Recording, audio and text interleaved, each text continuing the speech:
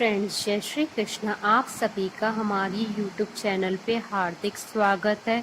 आज हम आपको पद्मनी एकादशी, जिसे पुरुषोत्तमी एकादशी और कमला एकादशी के नाम से भी जाना जाता है, कि व्रत कथा, पूजा विधि, शुभ मुहूर्त और महत्व के बारे में बताएंगे। फ्रेंड्स, वीडियो शुरू करने से पहले आपसे रिक्वेस्ट है, अगर आप हमारे चैनल पर नए हैं और आपने अभी तक चैनल को सब्सक्राइब नहीं किया है तो प्लीज़ सब्सक्राइब कीजिएगा चैनल को, साथ ही प्रेस कीजिएगा बेल आइकन को, जिससे नए वीडियो से रिलेटेड नोटिफिकेशन आपको तुरंत प्राप्त हो सके।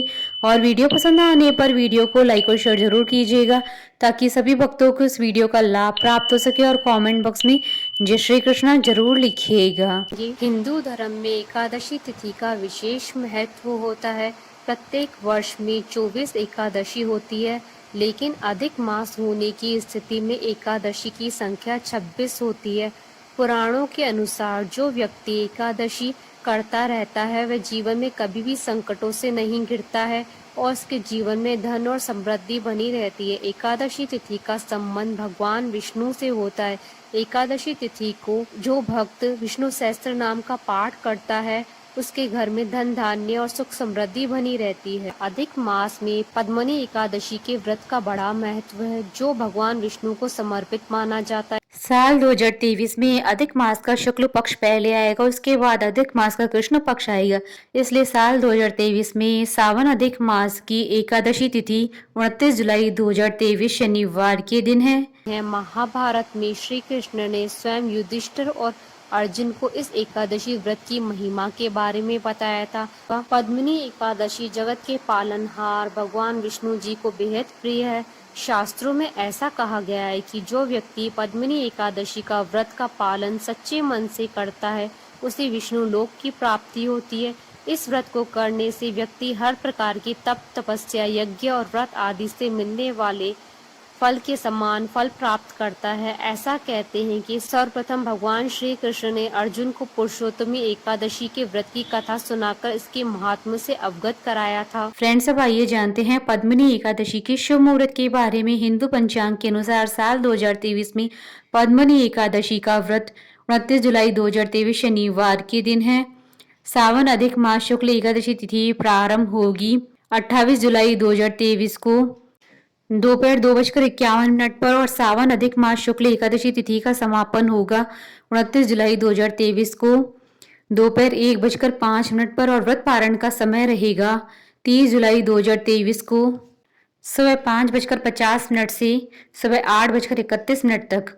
और हरिवासर समाप्ति का समय रहेगा 30 जुलाई 2023 को सुबह 10:34 पर। फ्रेंड्स, अब आइए जानते हैं पद्मिनी एकादशी की पूजन विधि के बारे में। प्रातः स्नान आदि से निवृत्त होकर भगवान विष्णु जी की विधि पूर्वक पूजा करें। निर्जल व्रत रखकर विष्णु पुराण का श्रवण अथवा पाठ करें। रात्रि में भजन कीर्तन करते हुए जागरण करें। रात में प्रति पहर विष्णु और शिव जी की पूजा करें। प्रत्येक पहर में भगवान को अलग अलग भेंट प्रस्तुत करें, जैसे प्रथम पहर में नारियल, दूसरे पहर में बेल, तीसरे पैर में सीताफल और चौथे पैर में नारंगी और सुपारी आदि। द्वादशी के दिन प्रातः भगवान की पूजा करें, फिर ब्राह्मण को भोजन करवाकर दक्षिणा सहित विदा करें। इसके पश्चात स्वयं भोजन करें। फ्रेंड्स, अब आइए प्रारंभ करें पद्मिनी एकादशी की व्रत कथा। धर्मराज युधिष्ठिर बोले, हे जनार्दन, अधिक मास के शुक्ल पक्ष की एकादशी का क्या नाम है तथा इसकी विधि क्या है? कृपा करके मुझे बताइए। श्री भगवान बोले, हे राजन, अधिक मास में शुक्ल पक्ष में जो एकादशी आती है वह पद्मिनी कमला एकादशी कहलाती है। वैसे तो प्रत्येक वर्ष में 24 एकादशियां होती है। जब अधिक मास या मल मास आता है तब इनकी संख्या बढ़कर 26 हो जाती है। अधिक मास या मल मास को जोड़कर वर्ष में 26 एकादशियां होती है। अधिक मास में 2 एकादशियां होती है, जो पद्मिनी एकादशी शुक्ल पक्ष और परमा एकादशी कृष्ण पक्ष में जानी जाती है। ऐसा श्री कृष्ण ने अर्जुन से कहा। भगवान श्री कृष्ण ने कहा कि मलमास में अनेक पुण्यों को देने वाली एकादशी का नाम पद्मिनी है।